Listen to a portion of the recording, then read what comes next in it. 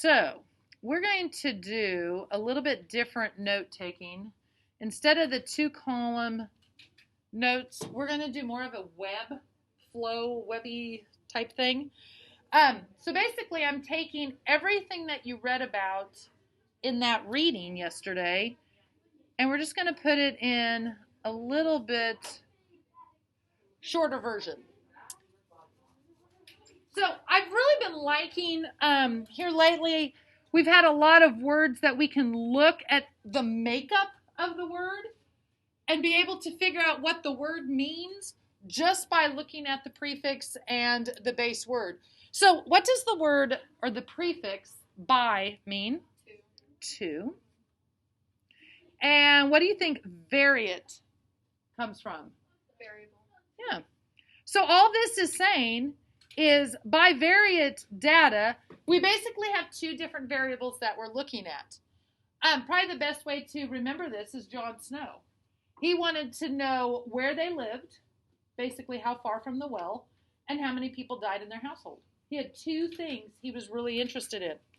Now, the other thing you can think about when we're talking about these two variables is these two variables are always going to be my x and my y.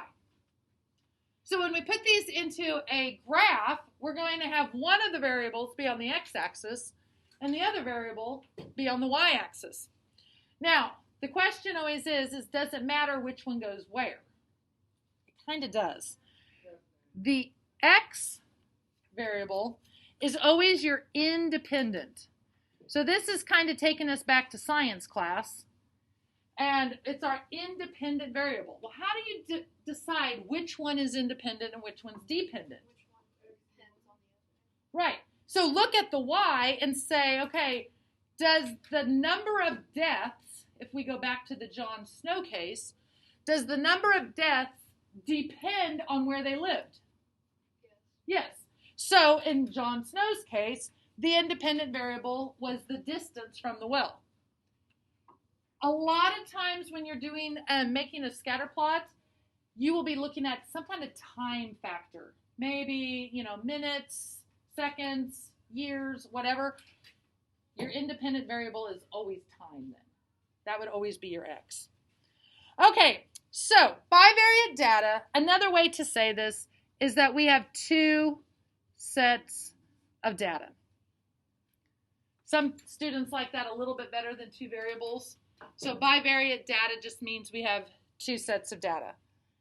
So these two sets of data makes, so I'm going to be using some action words here when I put in my arrows, just so that we can kind of see how this all flows together. So two sets of data makes a scatter plot.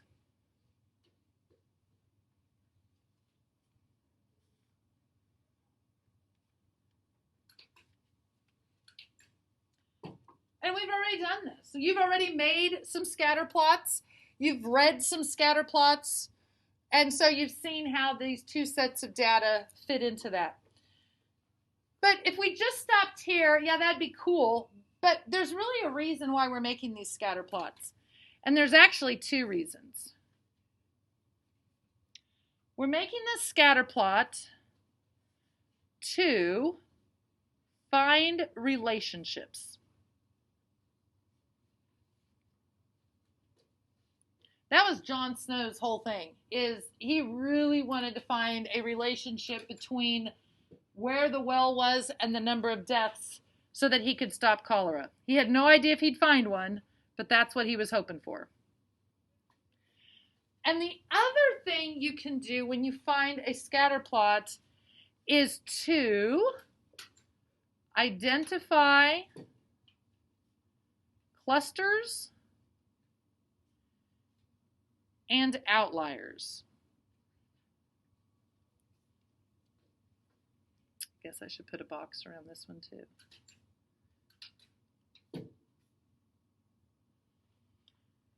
So I'm going to just create a little tiny example because I told you yesterday our brains like to see pictures so that we can actually kind of see what's going on here. So I'm going to make just a little tiny example of a scatter plot. And I'm just going to make up some data. You can just make up some data that kind of looks like this.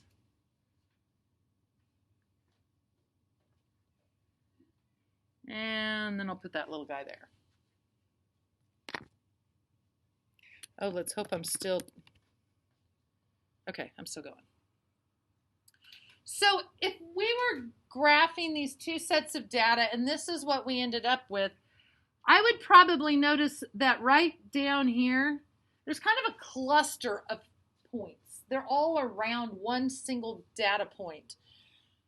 And when you can find clusters, it gives you, it kind of draws your attention to it. Hey, like if this was a John Snow scatter plot, we've got low deaths really close, a lot of low deaths really close to a well. There's not many. So that gives him more information. The outlier, which is this little guy right here, he's actually what helped Dr. Snow really be able to get that handle off that Broad Street well, because that outlier of those people that did not even live close to Broad Street well, but only drank their water, was kind of the tipping point. Okay, so we've got two sets of data that make a scatter plot so we can find relationships and we can identify clusters and outliers. These relationships are called, and there's actually several names. We talked earlier today about correlations.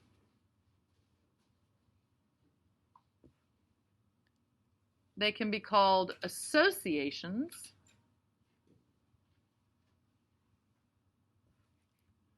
Those are kind of the big words. Correlation is probably like your most precise mathy type term. And then sometimes people will give you a scatter plot and they'll be like, hey, are there any trends? That would be another word that you would be looking for when you're looking. Oh, well, that kind of comes from that. We'll get to that. So here's the thing with correlations or associations. There's only three things that can happen. So I'm going to put three teeny tiny little scatter plots into the middle of my notes here. Well, each arrow is going to be pointing to a teeny tiny little scatter plot, and I'm just going to use quadrant 1 for my scatter plot.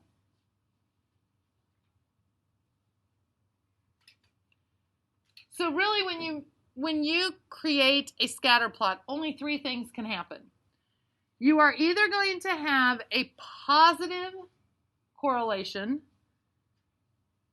which would look something like that. Kind of reminds you of a positive slope. Or you could have a negative correlation. This one was really what Dr. Snow was interested in finding, because if he could find a negative correlation, then he knew he had a lot of deaths really close to a well. He wasn't too concerned about the positive correlations. That just meant there was a lot of deaths away from a well, and he's like, well, that doesn't tell me anything. And then we've got the case of there's absolutely no correlation at all. This is probably the saddest case. You've gone through all of this work, you've made your scatter plots, and all of these points don't have any relationship at all to each other. So this kind of happened back in the day. 8th grade students were in charge of creating, one of their science standards was to create a solar cooker. Okay? Like, take a hot dog, put it in the solar cooker, and cook your hot dog. Now, it went to 7th grade then, and then I think it finally went down to tech lab, and I don't even think you guys do it in tech lab anymore. It might have ended up as a science standard in the elementary schools, I'm not sure. But back in the day, it was an 8th grade standard. And so the students, they were busy making their solar cookers, and we were learning about bivariate data, and we're like, hey, let's go ahead and look at two things of your solar cooker: the size and how hot your solar cooker is going to get. And so students, when they were creating this, and then they took it out, it was finally the day to cook their hot dogs, They were out there measuring, there's heat every half hour, every hour, whatever it was. Next day they come into math class, and we had students that thought they were going to have a positive correlation, that the larger the solar cooker, the hotter it was going to get. That had more heat to distribute. So then we had some students that thought, no, it's going to be a negative correlation because the smaller your solar cooker, you're going to be able to get that baby hot, and it's just going to keep getting hotter and hotter. We graphed our data. Everybody was excited. We were like, what are we going to find out? What can we report to the science teacher? There was no association. None. Everybody just kind of fell. They were like, oh, what? Really? So we started talking about it. And students started saying, well, so-and-so, they painted theirs black, but so-and-so used aluminum foil. Would that make a difference? Okay? Oh, yeah. Black attracts heat. Right. And then some people said, well, I noticed that so-and-so's, like their saran wrap that they used, there were some gaps and some holes in it, whereas so-and-so had used duct tape and they had it all sealed off. Would that make a difference? Sure. And then there was a student that was like, hey, I had the best spot, but I forgot that the sun moved, and it ended up in the shade. Would that make a difference in their heat? So we decided at that point, while it was a great idea, we had two variables, were there actually more than two variables that made a difference in this? So a scatter plot is best when you're trying to find a relationship between just two variables, and this one had too many other things going on. Okay, so this is all fine and dandy. It's great to find a pattern, but then where do we go from here? So if we can find a correlation, we do this so that we can draw a line of best fit.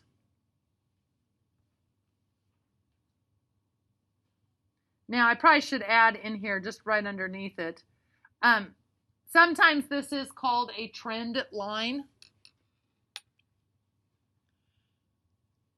So what we're doing is when we find that positive or that negative correlation, then we literally, the name of this thing tells us what we have to do. We have to fit a line in the middle of all this data as best we can. So here's where it gets a little bit, I don't know, it kind of gets a little frustrating sometimes because we all have the exact same scatter plot. We plotted the same points. Do you think we all draw the exact same line of best fit? No. We are all very close. It's to your perspective. But it's to your perspective, and it's going to be just a little different. So with a class of 8, some of you might get really, really close to me. Some of you might be closer to the people at your table, and so forth. So that's what we do to kind of summarize what's going on with these correlations. We draw that line of best fit. We draw the line of best fit to write the equation. Guess what the equation, what format it's in? You got it. Y equals mx plus b. Now, why do we want to write an equation? Well, the equation is the most precise, simplest way to actually tell others what's happening in this scatter plot. It's short. Now, the only thing is if you don't understand y equals mx plus b, if you're a 7th grader or a 6th grader and you saw that equation, you would be like, well, what in the world does that mean? So once we get to 8th grade and on up, you would be able to look at the equation and be able to say, oh, this is what the m stands for. That's the slope. That means this in this situation. And here's our b. Okay, so hang on. We've got 2 more things. We can either use the graph, the actual scatter plot itself with the line drawn in it, or the equation. So, both arrows have the word so there. So we can interpolate or extrapolate data. So we're actually going to use this. We're actually going to use the data to either find values inside the graph. Maybe we need to put that in here.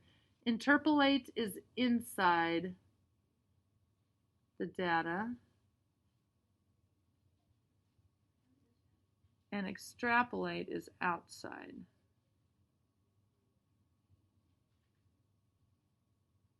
Oh, I forgot to put my box.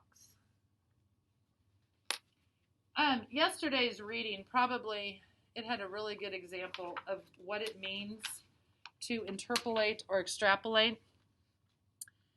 So this one is interpolating data. You can see here's all my scatter plots, all my data points. And I want to find, I don't know what this is talking about. There's not a title. But at 21 degrees, how much? I don't know. But something's costing money. So, oh, sales. To estimate the sales at 21 degrees Celsius. So I go here inside the data and I find, oh, well, that's where 21 would be. And I go to my line and I can estimate, oh, it's just slightly under 500. That probably would be about $480. So that would be interpolating the data. I'm using what's inside the graph. Now, here would be extrapolating.